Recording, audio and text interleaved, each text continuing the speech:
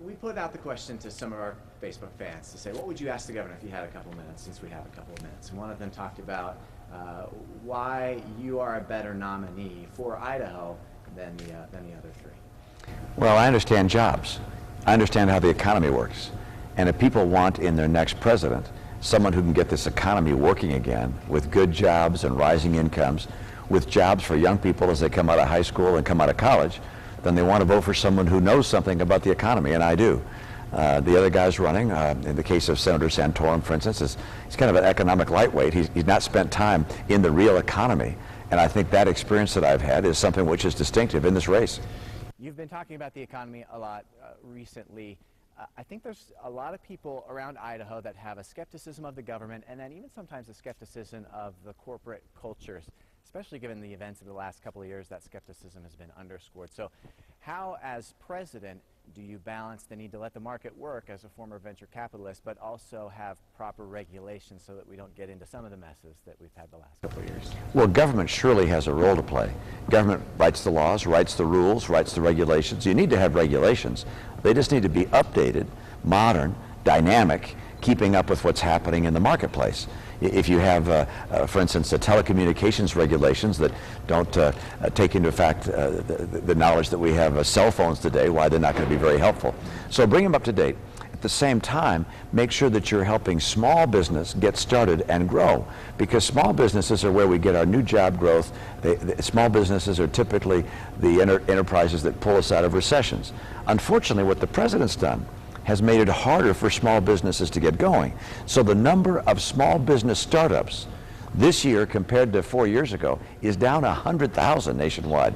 I want to make the best place in the world for entrepreneurs again. So I want to get the federal government's heavy hand out of the private sector, out of business, out of the lives of our citizens, and let people pursue their own dreams. I think there are a lot of people around here who try to start up their own businesses. So what can they look for by way of getting the government out of the way to maybe make that process a little bit easier, maybe with regard to capital or financing? Well, one of the things the president's doing that's going to hit small business particularly hard, he's trying to raise the tax on individuals and the businesses that pay taxes as individuals. And about 54% of America's workers work in businesses taxed at the individual tax rate.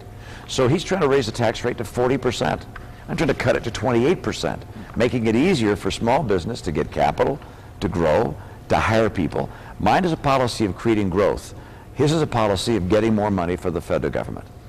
One of the other questions we got on Facebook was about the cost of fuel. So, and I've seen some people post that when Obama took office, the average nationwide was $1.78. Of course, it's a little bit more than that now, and looks to be heading more.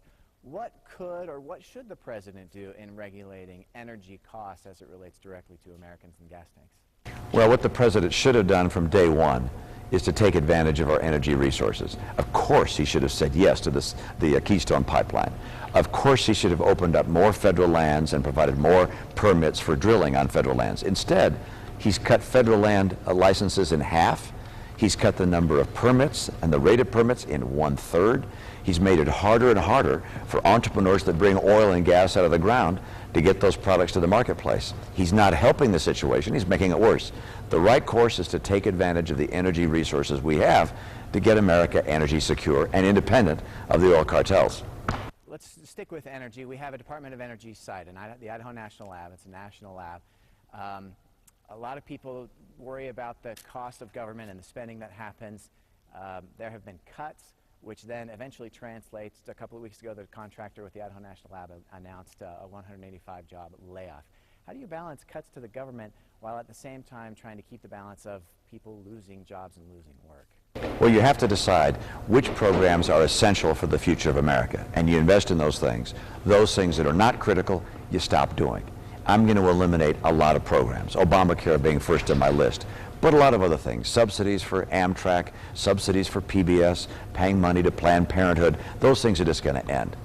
Basic research and science is critical to our future. You have thoughts on the Idaho National Lab? It's one of the nuclear research institutions that the country has. Well, nuclear power is going to be one of the great sources of energy for America down the road. It is already in many parts of the country. And so developing new technologies and ways to, for instance, reprocess spent nuclear fuel, to store nuclear fuel, and to develop more safe and secure nuclear power plants, that's an important mission to get us energy secure. Energy is going to be a big issue over the coming decade.